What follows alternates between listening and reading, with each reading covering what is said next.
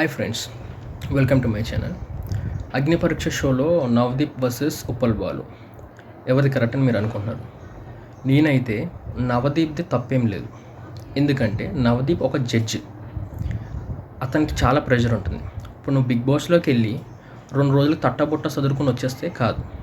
వాళ్ళు సెలెక్ట్ చేసిన కంటెస్టెంట్స్ ఎలా ఉండాలంటే చాలా పవర్ఫుల్గా ఉండాలి. అక్కడికి వచ్చిన సెలబ్రిటీస్తో ఫైట్ చేయగలగాలి.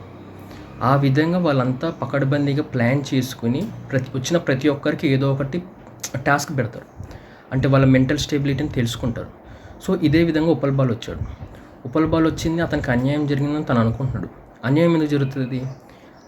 అతను రాసిన నెగిటివ్స్ ఉంటాయి. ఫర్ ఎగ్జాంపుల్, నువ్వు అగ్ని పరీక్షకి వెళ్ళిన తర్వాత నీకు ఒక ఫామ్ ఇస్తారు. ఆ ఫామ్లో నువ్వు పాజిటివ్స్ నెగిటివ్స్ రాయాలి. వీళ్ళు జడ్జెస్గా వీళ్ళు ఏం చేస్తారంటే ఆ నెగిటివ్స్ని ట్రిగ్గర్ చేస్తారు.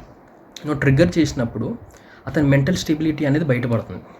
అతను ఆ మెంటల్ స్టెబిలిటీని తట్టుకోగలిగితేనే వీళ్ళు బిగ్ బాస్లోకి పంపిస్తారు. ఇప్పుడు అక్కడ ఏమైపోయిందంటే నవదీప్ ఉప్పల్ బాలు నెగిటివ్ని ట్రిగ్గర్ చేశాడు. ఇప్పుడు ట్రిగ్గర్ చేశాడు కరెక్టే. అసలు ట్రిగ్గర్ చేయడానికి రీజన్ ఆయనకి పర్సనల్గా ఏం కొట్లాటలు ఏం లేవు కదా. అతను ఎందుకంటే అసలు తను పవర్ఫుల్ కంటెస్టెంట్ అవుతాడా కాడా తెలుసుకుందాం అన్నట్టు ఆయన అక్కడ నెగిటివ్ని ట్రిగ్గర్ చేశాడు. ఆ ట్రిగ్గర్ని ఏమైపోయిందంటే తను ఉప్పల్ బాలు బయటికి తీసుకొచ్చేసి నన్ను మాట్లాడినారు, నన్ను ఇదన్నారు అదన్నారు. అసలు వాళ్ళకి ఏమైనా శత్రుత్వాలు ఉంటాయా? ఏముంటాయి?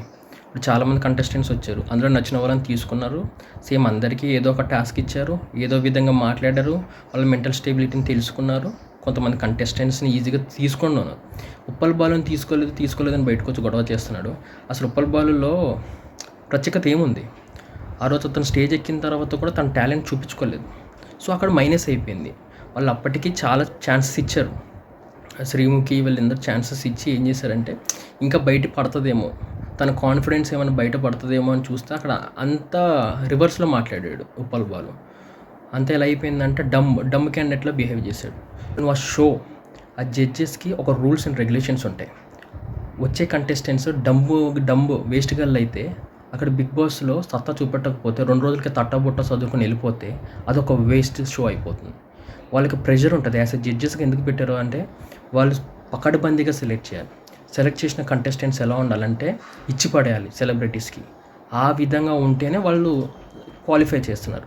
ఇక్కడ ఉప్పల్ బాల్ పరిస్థితి ఏంటంటే ఫస్ట్ ఆఫ్ ఆల్ ఎంటర్ అవ్వగానే అందరికీ ఒక ఫామ్ ఇస్తారు. ఆ ఫామ్లో ఏంటంటే వీళ్ళు పాజిటివ్స్ అండ్ నెగిటివ్స్ రాయాలి. యాజ్ ఎ జడ్జెస్గా వాళ్ళు ఏం చేస్తున్నారంటే నెగిటివ్స్ని ట్రిగ్గర్ చేస్తున్నారు. అలా ట్రిగ్గర్ చేస్తే వాళ్ళ మెంటల్ స్టెబిలిటీ బయటపడడం వల్ల వాళ్ళు అందులోకి వెళ్తే తట్టుకుంటారు, ఆ ప్రెషర్ని తట్టుకోలేరో అని టెస్ట్ చేస్తున్నారు.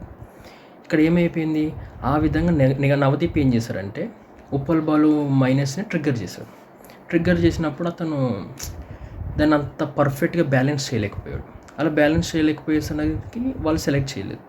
దానికి బయటకు వచ్చి పెద్ద రాధాంతం, నేను అది ఉప్పల్ బాలుని నేను నవదీప్ని నరికేస్తా పీకేస్తాను అది ఇది అని చెప్పి మాట్లాడుతున్నాడు. యాజ్ ఏ కంటెస్టెంట్గా నువ్వు వెళ్ళాలనుకుంటే అందరికి రెస్పెక్ట్ ఇవ్వాలి. వాళ్ళు రెస్పెక్ట్ ఇవ్వలేదు అంటారు. యాజ్ ఏ జడ్జెస్గా వాళ్ళకి ఇచ్చిన రూల్స్ అవే. నీకు రెస్పెక్ట్, ఇప్పుడు నువ్వు ఎగ్జాంపుల్ ఒక కార్పొరేట్ ఆఫీస్కి వెళ్తావు, అక్కడ నీకు మేనేజర్ గాడు నిన్ను ఎలా ట్రీట్ చేస్తాడు? రండి అని చెప్పేసి నీకు పూలమాల వేసి కూర్చోబెడతాడా? కాదు కదా. నీకు అక్కడ ప్రెషర్ అక్కడ ఉంటుంది. ఎందుకంటే అతనికి సుపీరియర్, నీ సుపీరియర్ తగ్గట్టు బిహేవ్ చేసుకోవాలి. సో ఇది కూడా యాజ్ ఎ జడ్జెస్గా వాళ్ళు సుపీరియర్స్. అక్కడ నువ్వు అక్కడికి వెళ్ళావంటే నువ్వు అన్నీ పక్కన పెట్టేసుకొని డౌన్ టు ఎర్త్ నువ్వు వెళ్ళాలి. జడ్జెస్ ఏం చెప్తే అది నువ్వు ఫైనల్. అంతేగాని నేను జడ్జెస్తో కొట్టాట పెట్టేసుకుంటా, బయట రచ్చలైపేస్తా పీకేస్తానంటే కాదు. ఇది నా ఒపీనియన్. సో ఇందులో అయితే నవదీప్ తప్పేం లేదు. నువ్వు వెళ్ళినప్పుడు అతని జడ్జిమెంట్ అతను ఇస్తాడు.